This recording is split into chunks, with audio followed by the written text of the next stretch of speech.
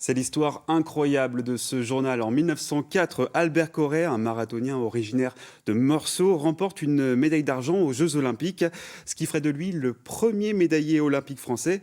Sauf qu'à l'époque, il fut considéré par erreur comme américain. 117 ans plus tard, le CIO vient de rétablir la vérité. Une histoire que nous racontent Paul Abran et Gabriel Talon. Dans sa valise, Clément collectionne les archives, livres, journaux, photos. Il peut raconter toute l'histoire des Jeux Olympiques de 1904 et leur marathon complètement fou. Le gagnant, Lords, a fait une partie du trajet en voiture. Il est disqualifié. Le deuxième, X, a perdu près de 4 kilos, tout simplement parce qu'il a pris de la morora comme stimulant.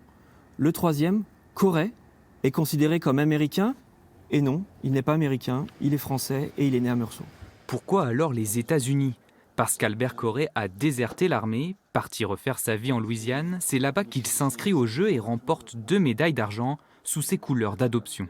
La nationalité des athlètes ne compte absolument pas. Ce qui compte, c'est la nationalité du club affilié à l'athlète.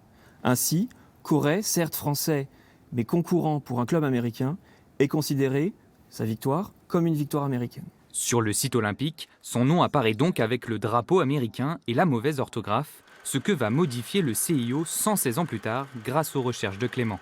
Il est regrettable que sa nationalité puisse être confondue avec le pays pour lequel il a concouru. Il est cependant tout à fait correct de dire que M. Corret est le seul participant et médaillé français olympique lors de l'édition de 1904. En revanche, les règles de l'époque ne permettent pas à ce jour d'attribuer la médaille à la France, car Corret n'est pas le seul dans ce cas de figure. Faire pour Corret, ça obligerait évidemment le CIO à modifier considérablement les tableaux tels qu'on les connaît aujourd'hui. Donc ça sera la prochaine étape. On ne sait pas si elle connaîtra le même succès que la première reconnaissance que nous avons obtenue récemment. Une reconnaissance dont Clément compte bien profiter pour développer des activités à Meursault. Ici, je souhaite proposer à la municipalité 3 épreuves de saut sans élan, à savoir le saut en hauteur sans élan, le saut en longueur sans élan et le triple saut en longueur sans élan, afin que les gens puissent découvrir ces disciplines qui n'existent plus. En attendant l'aval de la commune, une chose est sûre, le premier médaillé olympique français de l'histoire est un Bourguignon.